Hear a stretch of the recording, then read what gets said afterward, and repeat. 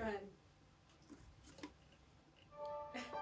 Hello, my name is Michael Barber. I'm a professor here at the Augustine Institute Graduate School, and this is What Catholics Believe About Christmas, Part 2.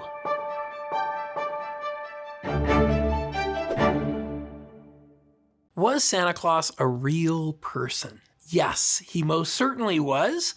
We have good reason to believe he was born around 260, and he became the bishop of Myra, and he was known for giving gifts. He had been born to a wealthy family, and few people knew that he had this personal wealth. He didn't keep it for himself, he gave it away. And there's a famous story that goes back to the earliest account of St. Nicholas, which is written in 700, so sometime after St. Nicholas, so we want to be cautious about the historical details here. But in the earliest stories, we read about him giving gifts to a man who was going to have to do terrible things because he was in poverty. And so Nicholas saves this wonderful little family from poverty with his gift giving. So all of that is why gift giving is associated with Christmas. Most importantly, we want to become like the Lord. We want to imitate God.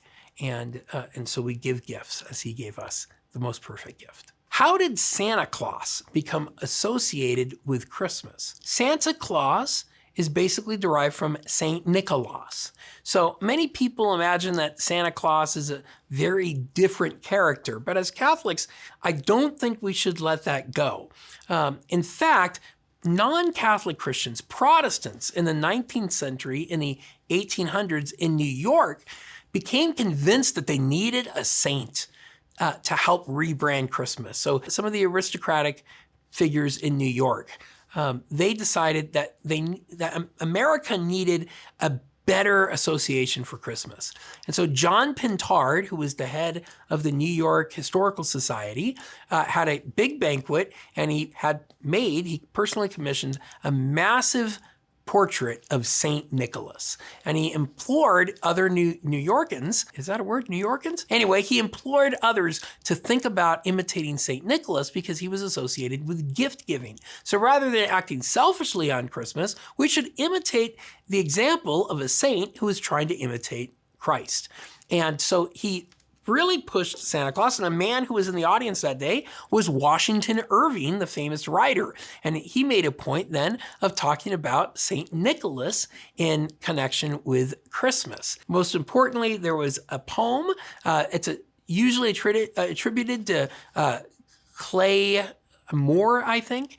And anyway, he most likely did not write that poem, but the night before Christmas, all through the house, not a creature was stirring, not even a mouse. He wrote that, and he specifically associated Santa Claus with Christmas in that poem, and forever after that, he would be associated. And many people today, I want to make this point, many people today, many Catholics today, think St. Nicholas or Santa Claus is the kind of anti-type of Christmas, or a kind of sellout of Christmas to popular culture. Nothing could be further from the truth. In fact, the idea of giving gifts to people in the name of St. Nicholas started in the 1100s when French nuns would bring candy and toys to orphans and children who were in poor families who wouldn't get any presents, and they would leave presents at the house for these children, and they would sign it from St. Nicholas.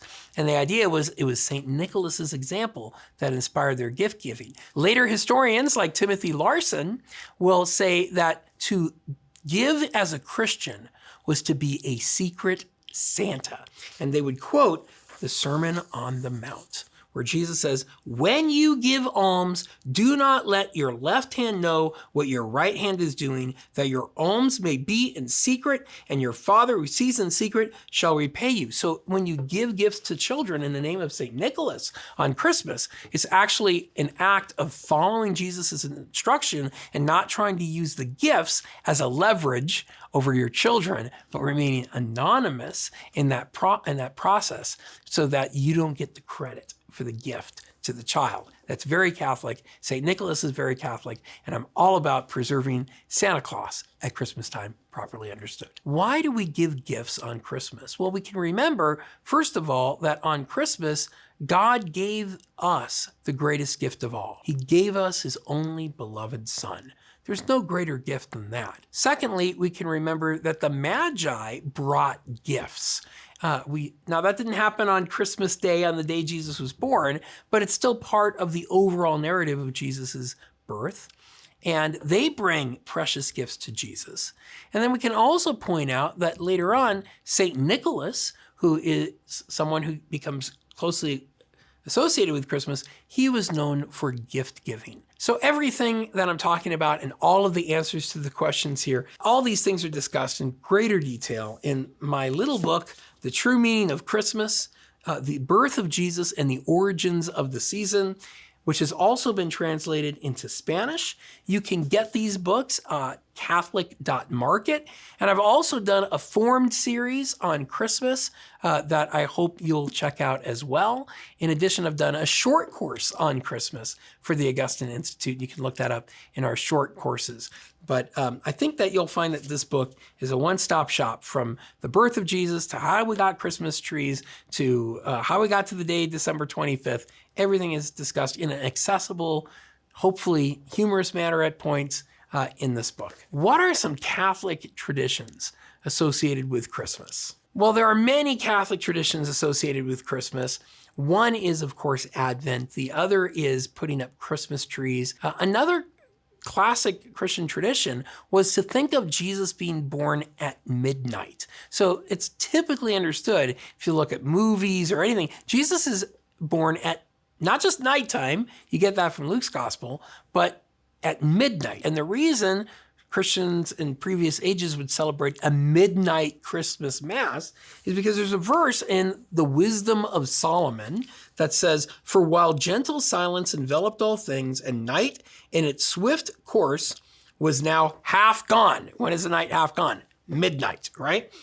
Then what happened? Your all-powerful word leaped from heaven, from the royal throne, into the midst of the land that was doomed. So the word leaped from heaven at midnight. And so we have this tradition of Christmas happening at midnight. So what does my family do to celebrate Christmas? Well, the most important thing my family and I do to celebrate Christmas is we go to Mass, because you can't take Mass out of Christmas. But the other things we do are things like we typically will celebrate Advent in a way where we have an Advent wreath at our supper table. We light the candles. We talk about Advent. We talk about the readings.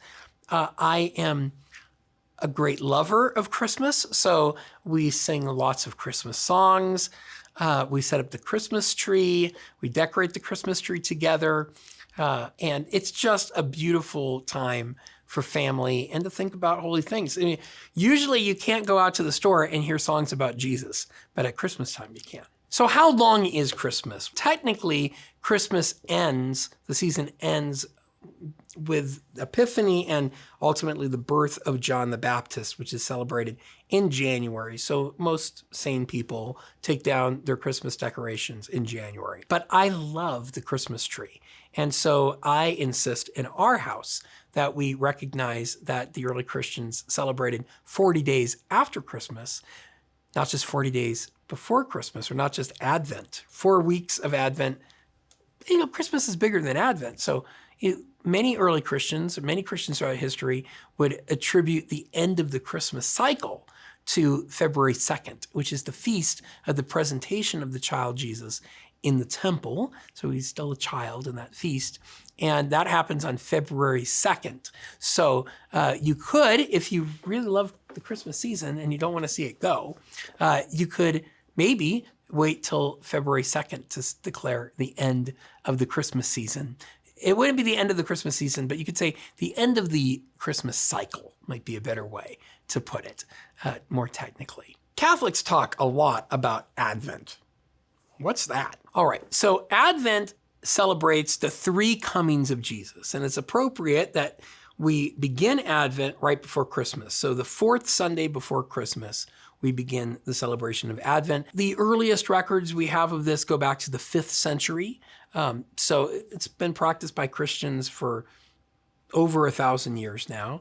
And what Advent is doing is preparing us for the coming of Christ. But we want to think of the coming of Christ in three ways. His coming in his nativity, his coming in our hearts as believers, especially by grace, especially in the sacraments and prayer and meditating on Scripture. And the third way he's coming is at the end of time, where he will come to judge the living and the dead. So the time before Jesus's first coming at Christmas is an appropriate time to reflect on these three comings and to prepare for him through various penances. For more on Advent, for more Advent reflections, I want to point you in the direction of a series called Rooted. You'll find it on Formed. It's by a Catholic theologian and a professor here at the Augustine Institute, Scott Heffelfinger, a dear friend of mine. I want to encourage you to check that out during the Advent season. I think you'll get much out of it. Our popular Christmas songs related to the Christmas story, 100%. There are so many Christmas songs, it's pretty much overwhelming to think about them all. What Child Is This is obviously about the birth of Christ, the first Noel, obviously about Jesus' birth. Angels We Have Heard on High. Angels are everywhere at Christmas, if you think about it. And that's because the angels appeared to the shepherds in the field. And also in the Gospel of Matthew, there's a star that goes through the sky. A lot of people think that's like, some kind of planetary alignment or something like that. No, the early church fathers understood that that star was likely an appearance of an angel. Angels and stars are inseparable. That's why some people put a star on top of their tree, and other people put an angel on the top of their tree. So these things go together, but you hear all these songs and, We Three Kings, right? The Three Kings song is about that. Let All Mortal Flesh Keep Silence has to be, however, my favorite Christmas song. Let all mortal flesh keep silence, and with fear and trembling stand. Ponder nothing earthly minded, and with something in his hand. Well, I got the rest of it. Just do the beginning of it. Just do the first two verses. Christ has come to earth, descendeth, right? Yes, that's right.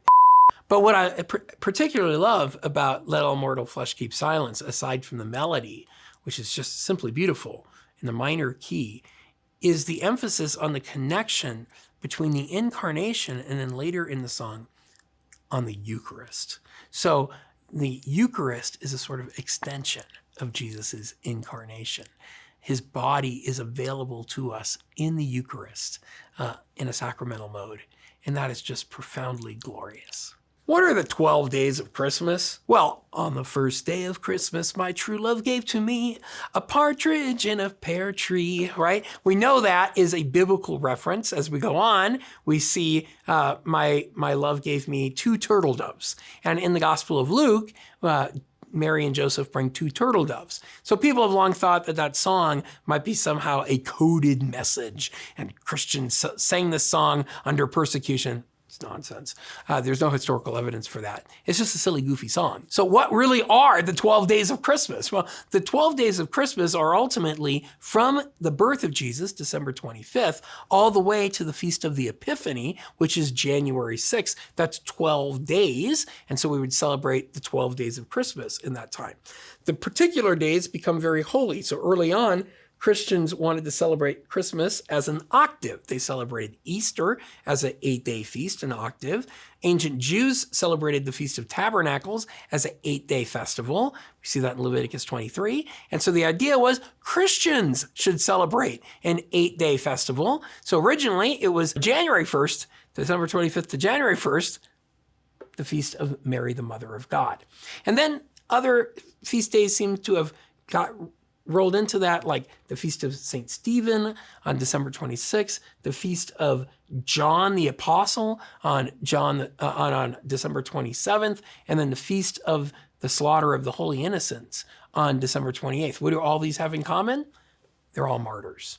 And as we see in the earliest document that clearly indicates that December 25th was celebrated as the birth of Jesus, we see there that those feast days of the martyrs are understood as birthdays. They're heavenly birthdays. So we're going to celebrate Jesus' birthday. Now let's celebrate the heavenly birthdays of the martyrs. So it was French Christians who were the first to think of 12 days of Christmas, linking December 25th, the birthday of Jesus, to the Feast of the Epiphany on January 6th. Thanks for watching these videos on what Catholics believe. I want to wish you and your family a blessed and Merry Christmas. Thanks so much for watching.